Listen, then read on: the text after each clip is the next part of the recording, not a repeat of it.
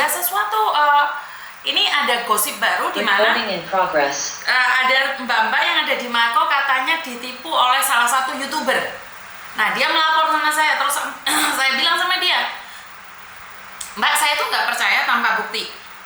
Jadi jangan memfitnah, jangan membawa media saya ini untuk memfitnah orang lain. Jadi saya cuma menerima apa yang kamu katakan, tapi saya tidak ingin menyampaikan di publik tanpa bukti. Karena itu adalah pencemaran nama baik dan juga fitnah. Jadi bisa dibilang fitnah ya Mbak ya. Jadi saya tidak ingin fitnah itu ada. Sekali lagi ada telepon masuk nih, sebentar ya. Halo. Hai. Halo. Halo Jeh. Kenapa Mbak? Di sini boleh minta tolong nggak? Atau kapan aku bisa main ke rumah di sini? Kalau ke rumah nggak boleh Mbak, cuma boleh ke studio. Oh. Kenapa sih? Aku mau tanya Miss, kan aku kan udah nikah di sini kan. Oke, sebentar. Tapi kamu tahu kan setiap kali telepon masuk ke saya secara langsung dan tidak langsung masuk di YouTube atau di Facebook. Aku cuma, iya sih cuma tanya sebentar. Aku ini nyambi kerja. Oke, nggak apa-apa. Yang penting hati-hati, jangan pernah menyebut nama siapapun termasuk nama sendiri. Karena saya tidak ingin setelah akan minta take down. Kenapa? Apa itu? Aku kan udah nikah di sini. Nah, keluarga suami tuh rese banget. Terus suamiku juga nggak pernah masih ini itulah. Tapi aku udah punya anak.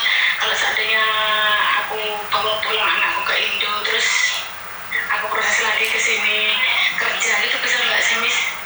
Maksudnya kamu sudah menikah, KTP-mu sudah keluar? Aku baru nikah 2 tahun. KTP-mu sudah keluar? Kalau yang KTP 7 tahun belum. Ya, kamu nggak bisa berubah jadi pembantu sayang. Nggak bisa ya? Nggak bisa. Lah kenapa? Suamiku ini banget tuh suka nyari, kalau punya duit dia nggak mikirin keluarganya gimana gitu, enggak, cuman ini nyari yang nyari ya di luar nyari itulah. Nyari perempuan lain. Ya nggak apa-apa loh Dok, yang penting kamu kerja. Kan sudah tak bilangin tahun nikah sama orang Hongkong itu tidak selamanya enak, bener nggak? Jadi kamu sudah punya KTP nih. Tapi dia nggak ngasih uang, nggak ngasih ini. Nggak usah ngasih uang, kamu harus berjuang sendiri dong. Jangan mengharapkan laki-laki ngasih kamu uang sayang. Kan kamu bisa kerja loh. Lah kamu sekarang bawa pulang anakmu, terus kamu terbebani anakmu, terus kamu nggak bisa kerja, kan sayang. Bener nggak? Iya sih Miss. Lah ya kamu ada di sini, harusnya kamu kerja di sini. Sudah 2 tahun, bertahan, disabar-sabari 5 tahun lagi kamu ada apa? Ada visa, ada permanen sayang. Bener nggak? Sih. Hah? Bener nggak?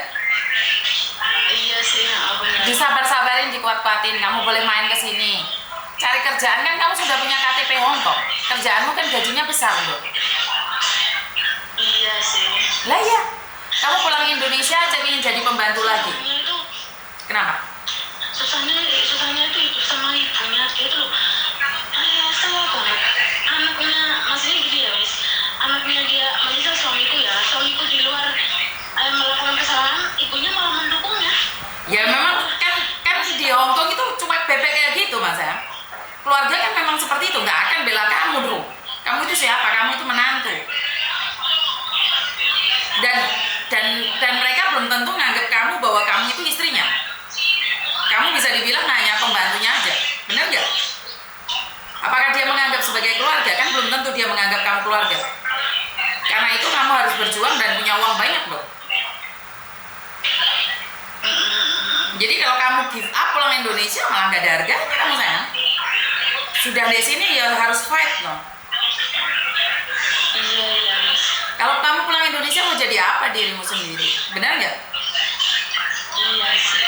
Jangan dilepaskan dong. Kamu harus berjuang sampai 7 tahun. Kamu harus ngalah. Harus ngalah itu. Masa iya kalah sama Miss Yuni? Benar nggak? Ayo berjuang. Saat-saat seperti inilah yang kamu inginkan. Ya masa hidup itu enak-enaknya terus ya kamu satu orang yang kaya dong sayang. Benar nggak? Iya sih. Ya hidup itu harus berjuang dong, enak aja. Emangnya kayak orang-orang lain. Miss Yuni aja juga butuh perjuangan sayang.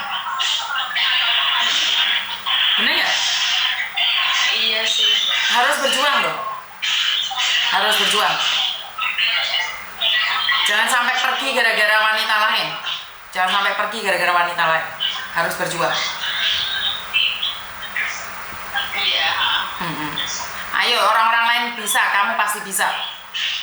Malu loh kamu pulang Indonesia nikah sama orang Hongkong, nggak balik lagi sama pembantu. Ayo, teman-temanmu yang ngetawain kamu dulu nikah sama orang Cina kan ketawa nih, dengar kamu gagal. Benar nggak? Iya sih. Hah? Iya. Ayo, jangan gagal. Jangan gagal. Iya. Harus kuat. Hinaan teman-temanmu yang sudah menjatuhkan kamu itu akan ketawa saat dia tahu bahwa kamu hari ini nggak kuat. Iya, Miss. Ayo berjuang. Tunjukkan sama orang-orang itu di luar situ. Ya. Iya. Miss Uni ada di sama kamu. Kamu pasti bisa. Ya. Buktikan, jangan sampai kamu nangis seperti yang Miss Uni katakan. Suamimu bersama yang lain nggak apa-apa, yang penting kamu harus kuat dan kamu punya anak. Setelah 7 tahun kamu pergi aja dari dia. Tapi kamu harus bertahan saat ini, kamu nggak boleh kalah. Iya. Dia kan cuma main aja, nyatanya dia pulang sama kamu, itu aja sih.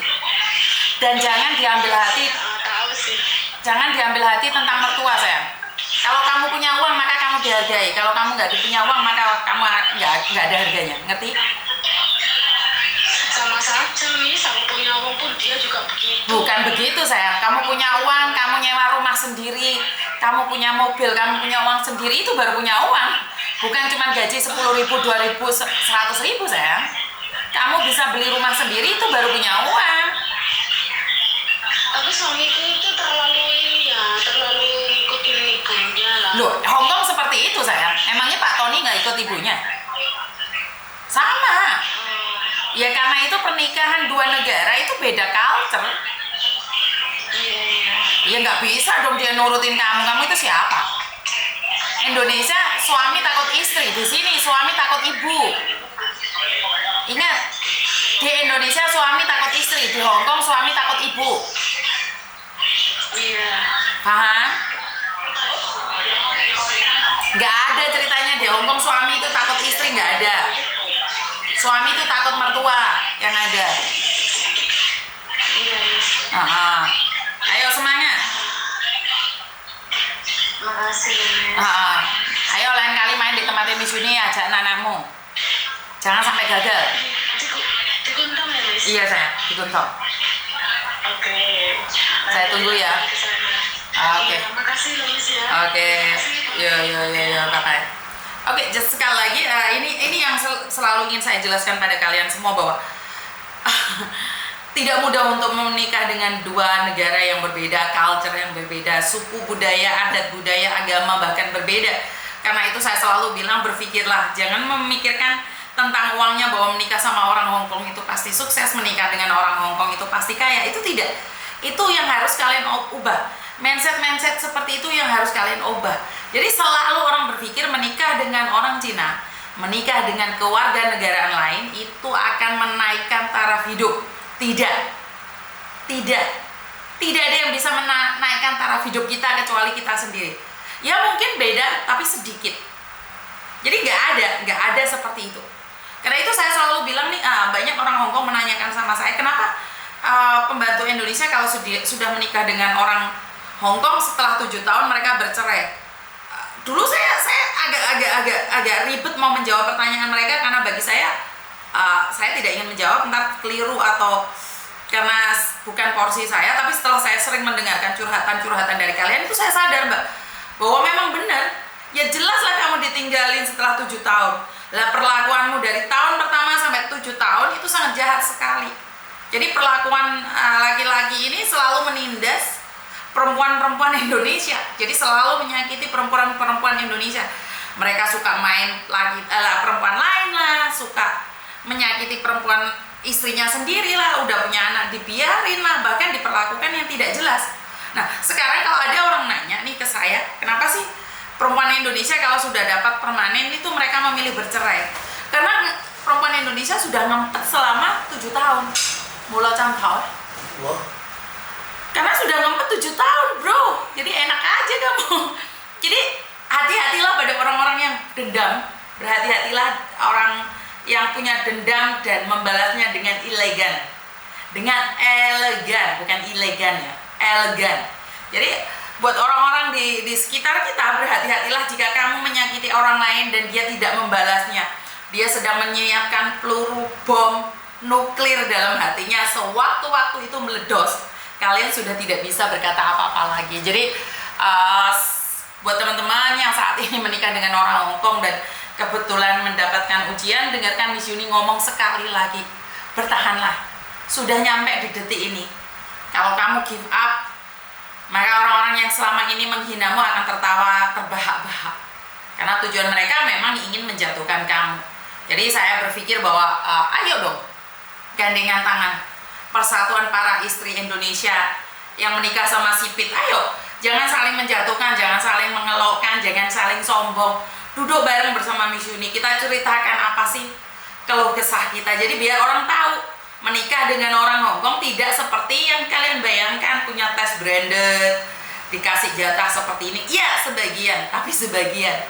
Jadi kalau Miss Yuni ngomong kayak gini, jangan dipelintir-pelintir ya. Jadi apakah Miss Yuni melarang, karena Miss Yuni cemburu nih, takutnya orang lain menikah dengan sipit? Enggak ada hubungan. Cuman saya katakan sekali lagi, pernikahan dua negara, pernikahan perbedaan agama, pernikahan perbedaan suku budaya adat, itu sangat kuat sekali. Banyak di antara kalian nangis kok. Bener gak sih? Jadi jangan dilihat di media sosialnya aja, pasti dong happy-happy terus. Tapi pada kenyataannya kita sama-sama nggak tahu, bener gak sih teman-teman? Jadi saya cuma mengingatkan saja bahwa di dunia nyata, menikah dengan orang Hongkong tidak seperti di dunia media sosial. Yang di media sosial selalu baik, bagus, tapi pada kenyataannya sangat berbeda sekali. Pernikahan dengan orang Hongkong membutuhkan mental yang baja. Laki-laki di Indonesia takut sama istri, tapi laki-laki di Hongkong takut sama mertua ya. Ini diingat-ingat ya.